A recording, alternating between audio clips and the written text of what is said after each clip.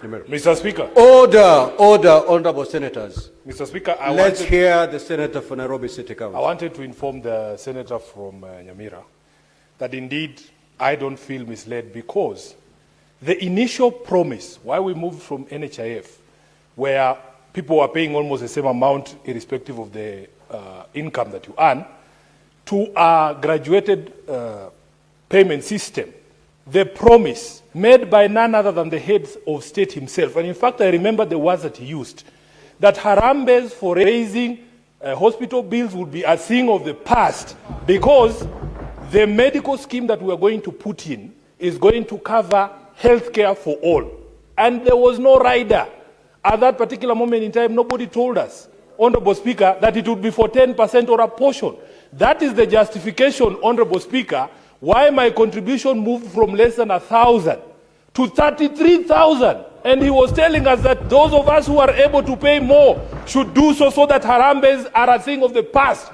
Are Kenyans still holding Harambes to fund Medicare? Yes, they are. Therefore, SHA is not working. Thank you, Honorable Speaker. No, honorable senators. Honorable senators. Honorable senators, we just to guide the House, sitting in Turkana County, we went through a set of laws that gave birth to SHA. And therefore, the matter of SHA is no longer based on a promise that was made somewhere. It is based in the law. So in that particular law that this House took part in passing, did you pass in that law that when someone checks into a hotel, or if someone becomes sick, or someone undergoes a certain procedure, and the bill comes, for example, $1 million, under that law, did you pass that the entire amount was supposed to be covered by SHA, or under the law you passed, it was a percentage of the total amount? I want to be referred to the law, not to a promise that was made somewhere. Speaker, if you remember, and the Hansard can bear me witness, I am one of those people who opposed this particular legislation, Honorable Speaker. And there is something in law called obtaining by false promises and pretenses. Speaker, even as late as 2 weeks ago, the President was telling Kenyans that if you go to hospital and you are asked for money, you report that person to the nearest police station.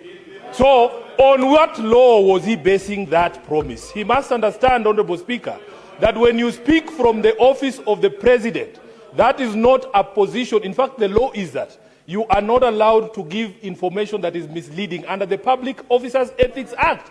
The question then we have to ask, Honorable Speaker, the promise that was made, the perception that has been created out there, whose problem is that? Personally, I voted against that law, and I brought amendments to that law on this particular floor, including one to cap the limits of the contribution. But they told us, no, increase your contributions so that those of us who do not have income are able to get free Medicare. That is how it was sold. If that has changed, Honorable Speaker, let us be told. But I know what I voted against on this floor. I know the amendments that I brought, and some of these hecklers here are the ones who voted for this law, and they are here telling us SHA is working. Senator, and people are dying in the states. Order, honorable senators, order. Now, Senator for Nairobi City County, kindly withdraw the word heckler. A few minutes ago, the Senator for Nandi referred you to a heckler, and I refused that term to remain on the Hansard. Kindly proceed to withdraw. Yes, that. Mr. Speaker, they say what's good for the goose is good for the gander. I will withdraw heckler and replace with heckling. Very well. Now,